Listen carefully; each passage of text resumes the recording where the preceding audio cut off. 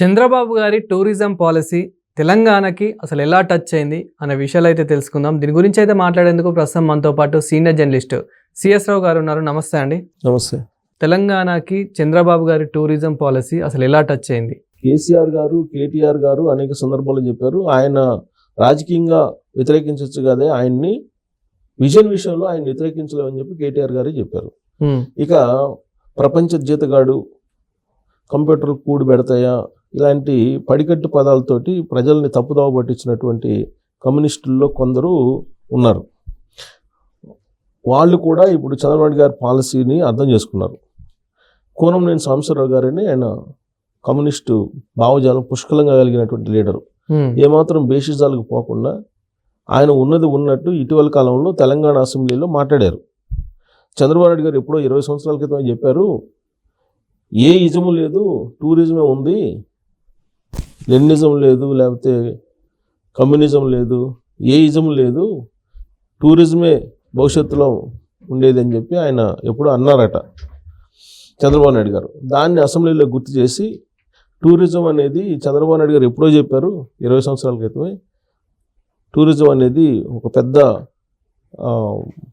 ఆదాయ వనరుగా రాబోతుందని చెప్పి ఎప్పుడో చెప్పారు 20 సంవత్సరాల క్రితమే అని చెప్పి ఆయన గుర్తు చేశారు. ఇది నేను ఎందుకు ప్రస్తావిస్తున్నానంటే, టూరిజం పాలసీని ఆంధ్రప్రదేశ్లో అనౌన్స్ చేశారు. అలానే టూరిజం ఏ విధంగా ఆంధ్రప్రదేశ్లో డెవలప్ చేయాలి అనే దాని మీద కూడా ఆయన నిన్న మాట్లాడారు. యాక్చువల్గా టూరిజం అనగానే అన్ని రకాలు హోటల్స్, తర్వాత విజిటింగ్ ప్లేసెస్, బీచ్లు ఇవన్నీ ఉండాలి. దీనికి రామ్దేవ్ బాబా గారు ఏమన్నారంటే, భారతదేశంలో ఏ రాష్ట్రంలో లేనటువంటి టూరిజం ప్లేసెస్, టూరిజానికి 100% సరిపోయేటువంటి రాష్ట్రం ఆంధ్రప్రదేశ్ అని చెప్పి రామ్దేవ్ బాబా గారు చెప్పారు. రామ్దేవ్ బాబా గారు వచ్చి అభివృద్ధిలో పాల్పంచుకుంటాం మేమని చెప్పి ఆయన చంద్రబాబు నాయుడు గారితో మీట్ అయ్యి చెప్పారు. అందుకే ఆయన వెల్నెస్ సెంటర్లు పెట్టమన్నారు. ఆయన యోగా గురువు కాదు, యోగా గురువు కాబట్టి వెల్నెస్ సెంటర్లు పెట్టండి అని చెప్తే రాష్ట్ర వ్యాప్తంగా వెల్నెస్ సెంటర్లు పెట్టి ఆ టూరిస్టులని ఆకర్షించాలి అనేటువంటిది ఒక ఆలోచన చేసి ఆయనకు అప్పచెప్పారు. ఆయన చంద్రబాబు నాయుడు గారితో కలిసి నడవడానికి సిద్ధపడ్డారు. చంద్రబాబు నాయుడు గారు ఆంధ్రప్రదేశ్కి ఒక ప్రాపర్టీ, ఒక ఆస్తి, ఆయన గుడ్ విల్ ఆంధ్రప్రదేశ్ని అభివృద్ధి మార్గాన తీసుకెళ్తుందని చెప్పి రామ్దేవ్ బాబా గారు అన్నారు. సో వెల్నెస్ సెంటర్లు పెట్టడానికి, పెట్టుబడులు పెట్టడానికి రామ్దేవ్ బాబా సిద్ధమయ్యారు, వెల్నెస్ సెంటర్ పెట్టి.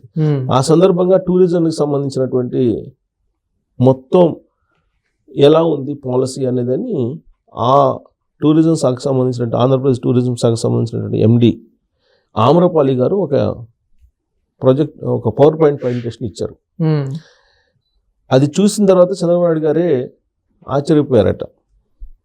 అంటే ఆమ్రపాలి ఐఏఎస్, ఆయనకున్నటువంటి పాజిటివ్ థింకింగ్ ఇవన్నీ కూడా ఆ టూరిజం పాలసీ మీద బాగా ఎలివేట్ అయ్యాయి అని చెప్పి అనుకున్నారు. సో ఆ టూరిజం పాలసీకి సంబంధించి అనౌన్స్ చేయగానే ఆమ్రపాలి, చంద్రబాబు నాయుడు గారు కూడా ఒక రకంగా ఇన్స్పైర్ అయ్యారని చెప్పి తెలుస్తుంది. అయితే ఆవిడ అదే లాస్ట్ మీటింగ్ అనుకుంటా ఆంధ్రప్రదేశ్లో. ఎందుకంటే ఆవిడ ఆంధ్రప్రదేశ్ నుంచి తెలంగాణకు వచ్చేస్తున్నారు.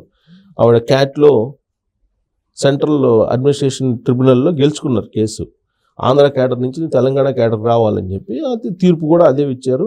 బహుశా ఆవిడ ఈ వారంలోనే తెలంగాణకు వచ్చి జాయిన్ అయ్యేటువంటి అవకాశం కూడా ఉంది. సరే, టూరిజంకి సంబంధించి దాదాపు ఇప్పుడున్నటువంటి హోటల్స్ దాదాపు 25,000 హోటల్స్ సుమారుగా స్టార్ హోటల్స్ ఉన్నాయని చెప్పి అనధికారికంగా ఒక అంచనా. అయితే రాబోయేటువంటి రోజుల్లో ఈ 2029 నాటికి వాటిని డబల్ చేయాలి. ఈ విజన్ 2046లో భాగంగా ఈ టూరిజం కూడా ఒక భాగం. సో రాబోయే రోజుల్లో 50,000 స్టార్ హోటల్స్ ఆంధ్రప్రదేశ్లో ఉండాలి. ఈ 50,000 స్టార్ హోటల్స్కి సంబంధించి సబ్సిడీ, ఇప్పుడు కొత్తగా ఎవరైనా స్టార్ హోటల్స్ కట్టాలని వస్తే రాయితీలు, విద్యుత్ కానీ, వాటర్ కానీ, ల్యాండ్ కానీ, ఇలా రకరకాల రాయితీలు 45% ఇవ్వడానికి ఆంధ్రప్రదేశ్ ప్రభుత్వం సిద్ధమవుతుంది. 45%. అంటే ఎవరైనా ఒక 100 కోట్లు పెట్టుబడి పెడితే దాంట్లో 45 కోట్లు మీకు రాయితీ రూపంలో వస్తుంది. సో ఇది ఓ మంచి ఆఫర్.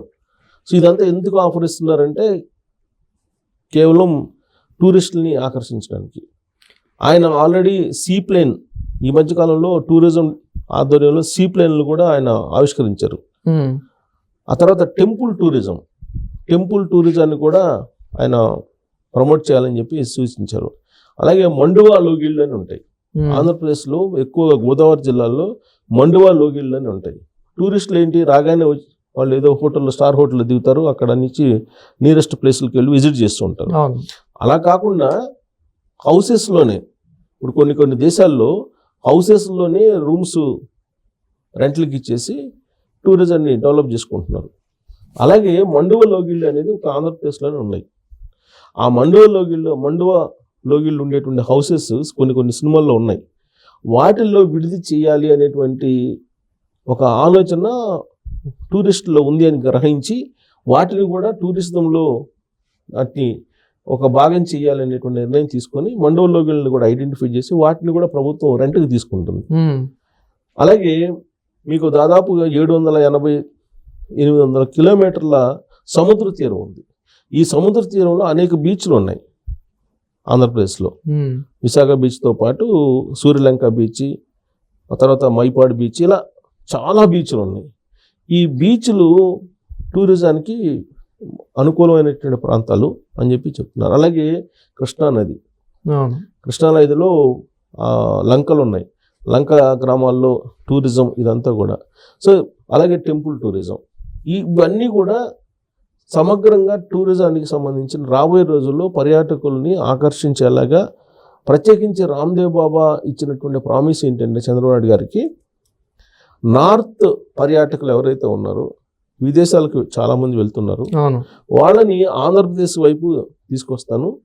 విదేశాల్లో లేనటువంటి అందమైనటువంటి ప్రాంతాల్లో ఆంధ్రప్రదేశ్లో ఉన్నాయి కాబట్టి నేను నార్త్ వాళ్ళందరినీ కూడా ఇటువైపు డైవర్ట్ చేస్తానని చెప్పి ప్రామిస్ చేశారు. సో అంటే ఇదే క్రమంలో రామ్దేవ్ బాబా గారి గురించి సోషల్ మీడియాలో కొన్ని చాలా వైరల్ అవుతున్నాయి. రామ్దేవ్ బాబా గురించి చంద్రబాబు గారు ఎక్కువ ఫోకస్ చేస్తూ ఉన్నారు, పార్టీలో కీలక పదవి ఇవ్వబోతున్నారు అన్నట్లు కూడా సోషల్ మీడియాలో కొంచెం వైరల్ అవుతుంది. ఇది ఎంతవరకు నిజం?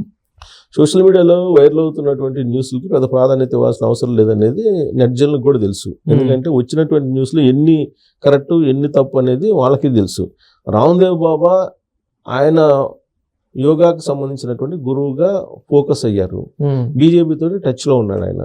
బీజేపీ లీడర్లతో కూడా సన్నిహితంగా ఉంటూ ఉంటారు. సో తెలుగుదేశం పార్టీలోనే చేరాల్సిన అవసరం ఏంది? ఆయన చేరితే కనుక నేషనల్ పార్టీలో చేరతాడు, ప్రాంతీయ పార్టీలో చేరాల్సినటువంటి అవసరం ఉండదు. ఒకవేళ రాజకీయాల్లోకి రావాలి అనుకుంటే ఆయన, బహుశా నాకు తెలిసినంత వరకు ఆయనకు ఆలోచన ఉండకపోవచ్చు. సరే, సోషల్ మీడియాలో న్యూస్ ఎందుకు వస్తుంది అని అంటే చంద్రబాబు నాయుడు గారితో బాగుంటున్నారు కాబట్టి ఖచ్చితంగా తెలుగుదేశం పార్టీలో చేరే అవకాశం ఉంది అనేది ఒకళ్ళు ఎవరన్నా గాసిప్ వదిలితే వదిలిండొచ్చు. ఎందుకంటే కూటమి కదా అక్కడ, తెలుగుదేశం పార్టీ, జనసేన, బీజేపీ.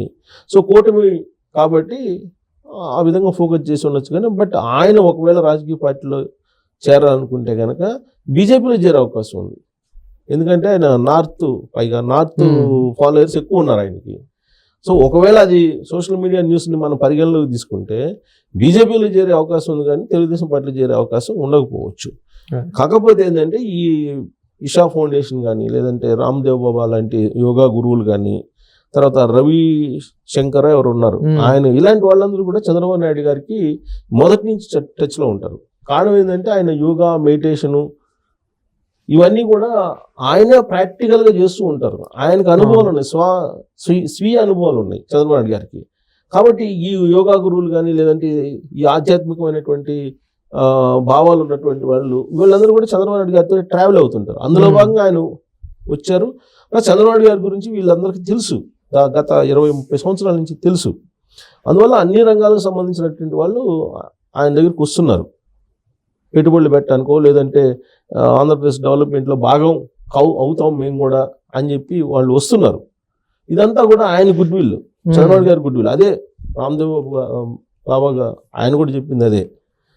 చంద్రబాబు నాయుడు గారు ఒక అసెట్ ఆంధ్రప్రదేశ్కి, తెలుగు ప్రజలకి. కాబట్టి మేము వచ్చి అక్కడ వెల్నెస్ సెంటర్లో పర్యాటకాలని అభివృద్ధి చేస్తామని చెప్పారు. సో పర్యాటకం అనేది పర్యాటక శాఖ అంటే ఇంతకు ముందు ఎలా ఉండేదంటే 6,000 లాగా ఉండేది ఇది ప్రభుత్వంలో. కానీ ఇవాళ పర్యాటక శాఖ అనేది చాలా ఇంపార్టెంట్ అయిపోయింది. ఇవాళ పర్యాటక శాఖ అనేది ఇంతకుముందు ఇంత ప్రాధాన్యత లేదు. దీంట్లో పెట్టుబడులు పెట్టేటువంటి వాళ్ళు విదేశీ పెట్టుబడులు కూడా వస్తున్నాయి దీంట్లోకి. సో అప్పుడే చెప్పారు 20 సంవత్సరాల క్రితం రాబోయేటువంటి రోజుల్లో ఏ నిజం ఉండదు, ఒక టూరిజం తప్ప అని చెప్పి చెప్పారు చంద్రబాబు నాయుడు గారు. ఇప్పుడు అదే నిజం అవుతుందని చెప్పి అక్కడ పాలసీలతోటి పోటీ పడి ఇప్పుడు తెలంగాణలో కూడా ఇప్పుడు టూరిజం డెవలప్ చేసుకోవాలని చెప్పి ఒక పెద్ద పాలసీని తయారు చేస్తున్నారు ఇక్కడ కూడా. కాబట్టి ఒక విదేశీ మార్గద్రవ్యం రావాలన్నా, తర్వాత రకరకాల కల్చర్స్ మనకు పరిచయం కావాలన్నా టూరిజం అనేది ఒక అనుసంధానం. సో టూరిజం కొన్ని ఇంపార్టెంట్ గమనించి చంద్రబాబు నాయుడు గారు దానికి అన్ని రకాలుగా ఆధ్యాత్మికంగా, తర్వాత ఎంటర్టైన్మెంట్ రూపంలో, దానికి మళ్ళా టెక్నాలజీని ఉపయోగించడం, ఇవన్నీ సమగ్రంగా చేసి ఆ టూరిజం హబ్గా ఆంధ్రప్రదేశ్ చేయాలి రాబోయే రోజుల్లో అనేటువంటి ఆలోచన చేస్తున్నారు. దాంట్లో భాగంగా రామ్దేవ్ బాబా వీళ్ళందరూ రావటం, ఆమ్రపల్లి పవర్ పాయింట్ ప్రజెంటేషన్ ఇవ్వటం, ఇవన్నీ కూడా సక్సెస్ఫుల్ ఒప్పందాలని చెప్పి. Thank you sir.